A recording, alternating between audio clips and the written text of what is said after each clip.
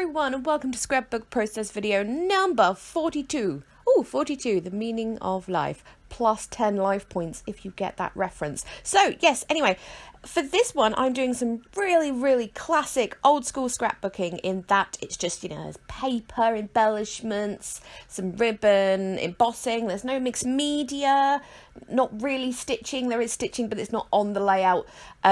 Yes, so some really classic, as I said, scrapbookings.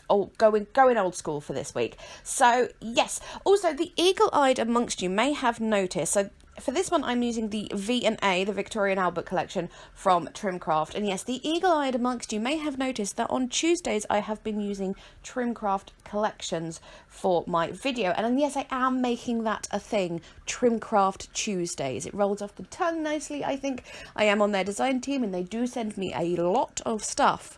That's not a complaint, by the way, if that came across that way. It's certainly not a complaint, but yes, they do send me lots of stuff, so I do lots and lots of projects with their stuff, and I want to do a video a week with Trimcraft stuff. So yes, now that I've rambled on for the first couple of minutes of this video, I shall talk about what I am doing. So yes, V&A Collection, beautiful, Victorian themed. They've used patterns and stuff that are in the Victorian Albert Museum, really like William Morris-esque textures and patterns and stuff.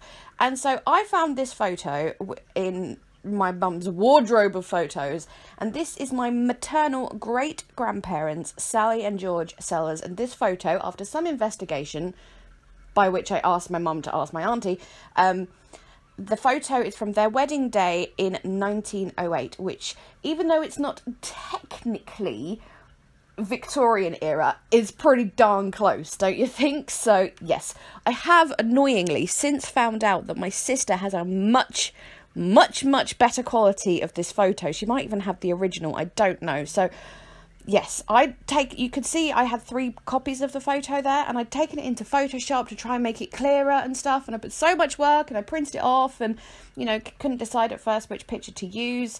You see me go with the one that's got a slight blue hint in the end, I think, in a minute. But yes, my sister does have a much better quality copy. Mildly annoyed about that. I'm either going to replace the photo or I'll just scrap it again. I don't know. So yes, now I can talk about what I'm doing. So you saw I used 2 papers for my background. I gutted the bigger one, the red one, and then put the blue one, cut it to about 11.5 inches and used that as the main one. I did distress the edge of that as well.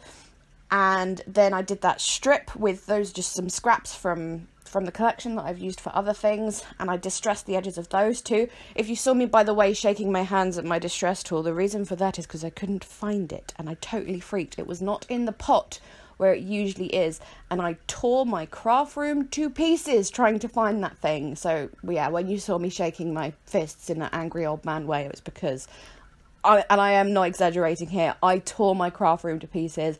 I nearly ordered a new one off Amazon. I was losing it.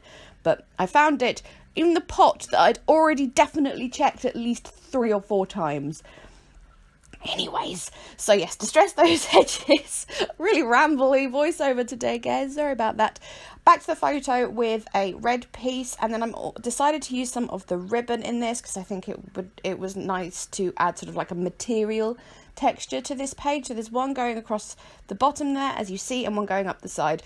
I do tend to, with ribbon, use, I can't think of the word for it, but you know the double-sided tape that's got the red backing rather than the white backing. It's like, it's firmer, it's stickier.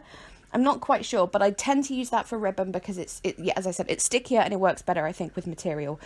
So I pulled out some doilies from the Nature's Grace collection from Trimcraft, and also a slightly bigger one from my stash. I haven't used doilies in ages, it feels like, but yes, I thought doilies quite perfect for this collection.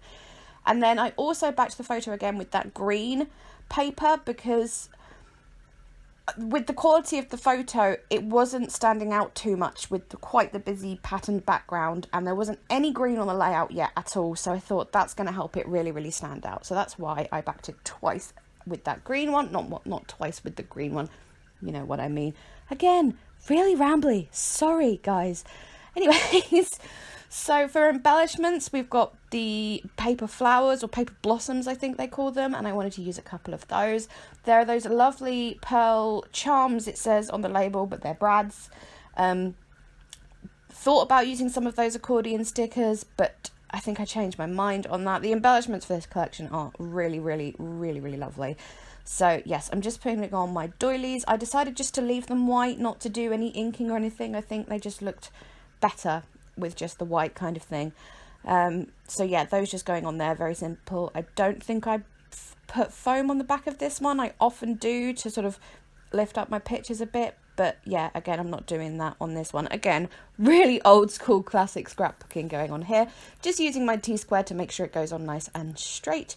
And yes, now it's just embellishing really. So using those paper blossoms, I wanted a couple of other colours as well, so I pulled out some of my other paper flowers, paper blossoms as I say, that Trimcraft call them, to just, because I wanted a green one and another white one and stuff. I didn't want them to all be patterned, especially as I was layering them. So yes, and I put those pearl brads through a couple of them, just poking the hole through with my Tim Holtz pokey tool thing, and then just putting them through like that.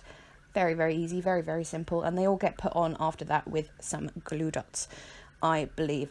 So yes, coming across this picture was pretty cool. As I say, it's my maternal great grandparents, and you might be thinking 1908 is a bit wild for them to be just great grandparents, but trust me, my maternal grandma was their 9th child. I think I've got that right, and she was born in 1930, and yeah, so she was the last of 9 children. Quite sad actually. Her mum, Sally Sellers, just sitting there, she died in 1941, I'm going to say, or was it 40? 41, yes, during the war, but not related to the war. But yes, they were married on Christmas Eve in 1908, and she died at Christmas Eve 41, so yes, that's quite sad, isn't it? But yes, really cool to find out stuff about the family like that. And I have my maternal grandma is not with us anymore, but my paternal grandma, I have asked her if she's got any pictures of this kind of age lying around, and she said yes. So hopefully my aunt on that side of the family will send me some soon, so I can scrap some more of these super old pictures with this collection. I mean, you don't have to scrap really old pictures with this collection, but I do think they look awesome with this collection. So just then, while I was rambling, I was just sewing some little bows. There are some mini bows that come with the collection, like pre-made ones, but I wanted to use the ribbons that came with the collection for this because I like the patterns on them. So I've done this before in a layout and showed you how to do it, but in case you didn't see that, what you do is you get a piece of ribbon about 5 or 6 inches in length. You make a loop with it. You know, like the loops that you like a breast cancer ribbon kind of thing that people wear on their chests. Yeah, make that kind of loop, and then you just sew through the middle and then wrap around the bow. I probably should have explained this as I was doing it, so apologies for that. But yeah, they're super, super easy to make. If I haven't explained it well, which I haven't, I will. I'll link the video where I learnt how to do it. But as I said, it's really, really easy. So for my title, I'm going very original with Sally and George Sellers, 1908. I realise that's very exciting. The black alphas are simply creative ones, and I thought they would go really, really well with this. And the stickers that say 1908 are ones that I have had for forever. They were from the range in a big pack of stickers. I don't know if the range still do them. They might do. I will have a look. If I can link them, I will. But yes, the font of the 1908 I thought worked quite well because it's got that quite Victorian font that they often used in advertisements and stuff back then. So that's why I went for that. And I thought I'd just add one of these metal keys because it looked nice, really. That's the reason for that.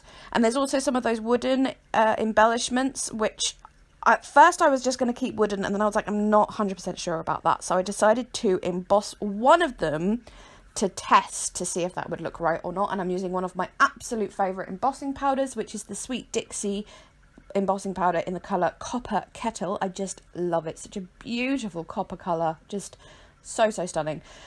So yes, just embossing that little wooden piece there and then tidying up after myself because I'm very particular about that with embossing. But I don't know how well it's showing up, but yeah, it's just a gorgeous metallic copper colour. And then I decided I did really, really like that emboss, but it was so strong that I couldn't have 2 of them. 2 of them would be too much. So I've just tucked that partially under those flowers and I put that there and put the other wooden piece to the side to use in another project. And now I'm just putting on some little pearls and stuff. I'm putting another one in like a little, oh no, I'm putting that on top of one of the bows. Those are the mini bows I was talking about, the pre-made ones that come with the collection. Just a beautiful sort of royal blue satin and a rich red satin, very Victorian, I think. And then some of the pearl embellishments. I think we are nearly finished at this point. Those pearl embellishments, oh, I love them. The colours, the green and the rich blue, those colours are so me. I love them. But anyways, I'm just embellishing with those. I did go back and stick them on with glue dots, however, because some of them popped off overnight. So yes, just something to be aware of. Over time these things do come off, so it is good to use a glue dot or another adhesive to put them on.